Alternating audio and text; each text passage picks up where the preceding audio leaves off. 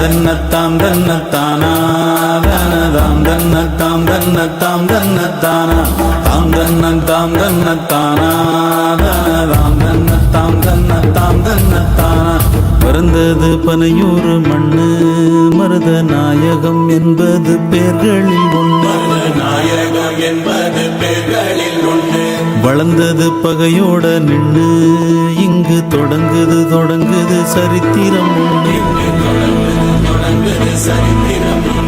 மதம் கொண்டு வந்தது சாதி என்றும் மனுஷனை துரத்துது மனு சொன்ன நீதி.